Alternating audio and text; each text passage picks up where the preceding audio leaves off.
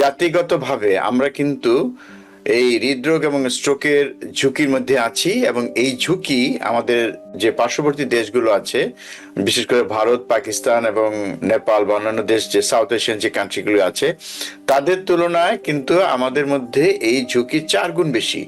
এবং এই 4 গুণ যে বেশি ঝুঁকিটা, এটা কিন্তু জন্মগত একটা ঝুঁকি। এ থেকে কিন্তু আমরা সহজে মুক্তি পাচ্ছি না।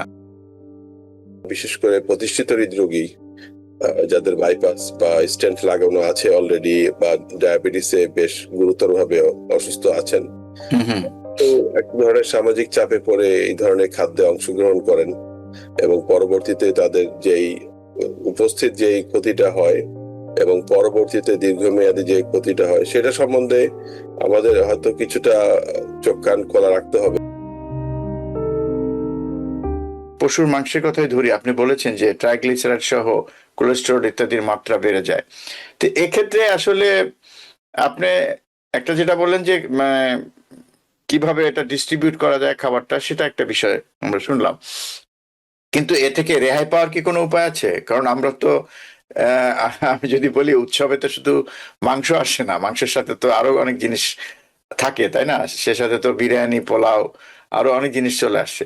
তো ওভারঅল আমাদের তো একটা খাওয়ার একটা মানে উৎসব মুখর পরিবেশ আমাদের আছে, কিন্তু তারপরে তো এর মধ্যেই সুস্থ থাকতে হবে, আমাদের মেনুগুলো ঠিক রাখতে হবে, উৎসবও ঠিক রাখতে হবে। কিভাবে সম্ভব সেটা?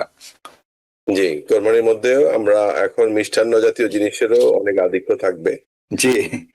এ- এই খাওয়াটা আমরা যেটা খেলাম ঈদের অনুষ্ঠানের জন্য, সেটা আমাদের শরীরে যারা বিশেষ করে প্রতিষ্ঠিত হৃদরোগী যাদের বাইপাস বা স্টেন্ট লাগানো আছে অলরেডি, বা ডায়াবেটিসে বেশ গুরুতরভাবে অসুস্থ আছেন, তো এক ধরনের সামাজিক চাপে পড়ে এই ধরনের খাদ্যে অংশগ্রহণ করেন, এবং পরবর্তীতে তাদের যেই উপস্থিত যেই ক্ষতিটা হয় এবং পরবর্তীতে দীর্ঘমেয়াদী যে ক্ষতিটা হয়, সেটা সম্বন্ধে আমাদের হয়তো কিছুটা চোখ কান খোলা রাখতে হবে, যে আমরা খুব শীঘ্রই একটা ঝামেলা দেখতে পারবো।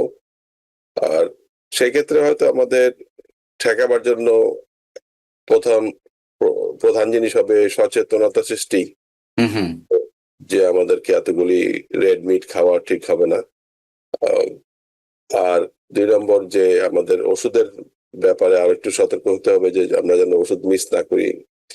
কালচার একটা ওষুধ নাম আমরা মনে রাখি না, বা ওষুধের খাওয়ার কথা মনে রাখি না, কিন্তু আমরা এটা একটা বেশ বড় সমস্যা। আহ, সেই ক্ষেত্রে ওষুধ জি, যেন ঠিক মতো খাওয়া হয়, পরিবারের অন্যান্য সদস্যদের উপর সেই দায়িত্বটা দেওয়া উচিত বয়স্ক লোকের জি। ব্যাপারে। তারা মনে করিয়ে দিতে পারেন ওষুধের বিষয়টা, পরিবারের সদস্যরা। যারা সুস্থ মানুষ আছেন, যারা ঈদের আনন্দ উপভোগ করছেন, তারা হয়তো আরেকটু এক্সারসাইজ করতে পারেন, হুম, হুম। বা যেভাবে যেটা আমাদের কালচারালি খুবই অনুপস্থিত এক্সারসাইজ করার কথাটা। আর ওজন দেখা উচিত, যে আমরা ওজন আসলে বেড়ে যাচ্ছে কিনা। হুম, হুম, হুম। ডাক্তারের শরণাপন্ন হয়ে রক্ত পরীক্ষা করে দেখা, যে আপনার কোলেস্টেরল, ট্রাইগ্লিসারাইড বা ডায়াবেটিসের পরিমাণ বেড়ে গেল কিনা। আর এগুলির জন্য উপযুক্ত পরিমাণে ওষুধ খাওয়া। মনে মনে আমাদের অনেক ধরনের প্রতিবাদ থাকে রেড মিট খাওয়ার ব্যাপারে, হয়তো ওরকম কোনো নাই, উৎসাহ থাকে, কিন্তু এটা পরবর্তী চিকিৎসা করা বা কোলেস্টেরল ট্যাবলেট খাওয়া, হুম, হুম। মনে রাখতে হবে যে কোলেস্টেরল এবং ট্রাইগ্লিসারাইড এগুলি কিন্তু ওষুধের মাধ্যমে চিকিৎসা করতে হবে সর্বশেষে। আচ্ছা। আপনার খাদ্যাভ্যাস পরিবর্তন একটা অংশ, চিকিৎসার ধরেন শতকরা 40 ভাগ হইতে পারে, হুম, হুম। শতকরা 60 ভাগ চিকিৎসা কিন্তু আপনার ওষুধের মাধ্যমে হতে হবে। আচ্ছা।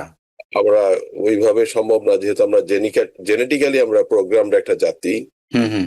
পৃথিবীর সবচেয়ে বেশি হৃদরোগ যাদের হয়, স্ট্রোক হুম, যাদের হুম। হয়, সেই জাতির মধ্যে আমাদের ওই খাদ্যাভ্যাস শুধুমাত্র এবং কিছু সামান্য ব্যায়াম করে সেই হৃদরোগ থেকে আপনার রক্ষা পাওয়া যাবে না। ওষুধ খাওয়ার ব্যাপারে হুম, হুম, হুম। আপত্তি, সেটা আস্তে আস্তে সরাই ফেলতে হবে, যে আমরা সংখ্যা নিয়ন্ত্রণ করব। কোলেস্টেরলের জন্য যে হুম, হুম। এলডিএল, যেটা ইদানিং 55 বলা হচ্ছে, আগে 70 বলা হতো, হুম, হুম। ট্রাইগ্লিসারাইড 150-এর নিচে রাখা, এগুলি একমাত্র ওষুধের মাধ্যমেই কিন্তু অর্জন করা সম্ভব। আমাদের জাতিগতভাবে আমরা যখন রক্ত পরীক্ষা করে থাকি, আমরা সাধারণত খারাপ কোলেস্টেরল 120 থেকে 170 পর্যন্ত পাই প্রতিনিয়তই, এবং ট্রাইগ্লিসারাইড আমরা 200-র উপরে খুব শতকরা 70-80% ক্ষেত্রে পেয়ে থাকি। ইদানিং কালের যে প্রাচুর্য আমরা এখন পেয়ে গেছি, বাংলাদেশে এখন উন্নত বিশ্বের মধ্যে ঢুকে যাচ্ছে, এর মধ্যে খাদ্যর ব্যাপারে আমাদের সেই প্রাচুর্যের মধ্যে প্রতিফলিত হচ্ছে। তো এইগুলির ব্যাপারে আমাদের কিছুটা অগ্রগামী হতে হবে। জি, আমাদের বাংলাদেশেও কিন্তু চিকিৎসকরা খুব সহজে ওষুধ দেন না, ওনারা সেই আশায় থাকেন হয়তো অনেক সময় যে এই খাদ্যাভ্যাস পরিবর্তন হয়ে যাবে এই ভদ্রলোকের, কিন্তু আপনার যখন ফ্যামিলি ব্যাকগ্রাউন্ড দেখবেন তখন দেখা যাচ্ছে যে 60-এর উপরের কেউ আর জীবিত নাই, সবাই 60-এর নিচে বা 50-এর নিচে হৃদরোগে আক্রান্ত হয়ে চলে গিয়েছে। ফ্যামিলির সংখ্যা অজস্র রয়েছে আমাদের দেশে। তো সেই জন্য আগাম প্রিভেনশন মানে অর্জন করার জন্য আগাম ওষুধ খেয়ে সেগুলিকে কঠোরভাবে নিয়ন্ত্রণে রাখতে আমরা হয়তো ভবিষ্যতে সংকট ঠেকাতে পারবো। জি, অনেক ধন্যবাদ ডক্টর সিএম হাসান। দর্শক, ডক্টর সিএম হাসানের কথার সূত্র ধরে একটা কথা আবারও বলে রাখি, উনি প্রত্যেকটা অনুষ্ঠানে প্রায় একই কথা বলেছেন একটা বিষয়ে, যে জাতিগতভাবে আমরা কিন্তু এই হৃদরোগ এবং স্ট্রোকের ঝুঁকির মধ্যে আছি, এবং এই ঝুঁকি আমাদের যে পার্শ্ববর্তী দেশগুলো আছে, বিশেষ করে ভারত, পাকিস্তান এবং নেপাল বা অন্যান্য দেশ, যে সাউথ এশিয়ান যে কান্ট্রিগুলো আছে, তাদের তুলনায় কিন্তু আমাদের মধ্যে এই ঝুঁকি 4 গুণ বেশি।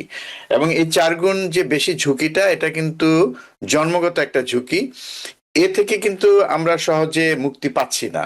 তো এই ঝুঁকিতে, যে ঝুঁকির মধ্যে আমরা আছি অলরেডি 4 গুণ বেশি ঝুঁকিতে, তার থেকে বেরিয়ে আসতে হলে শুধুমাত্র খাদ্যাভ্যাস পরিবর্তন, ব্যায়াম করে নিজের শরীরকে ভালো রাখা ইত্যাদি বিষয় তো থাকবেই, সাথে কিন্তু সচেতন হতে হবে, ওষুধপত্র গ্রহণ করতে হবে, এবং অনেক বেশি সচেষ্ট হতে হবে আমাদের এই বিষয়টি কে আমরা যাতে অতিক্রম করতে পারি, বিষয়টিকে যেন প্রতিরোধ করতে পারি। কিন্তু অনেক ক্ষেত্রে সেটা আমরা হয় না, কিন্তু আমাদের অবস্থা কিন্তু এমনিতেই ঝুঁকিপূর্ণ, কাজে এই বিষয়টা মাথায় রাখতে হবে।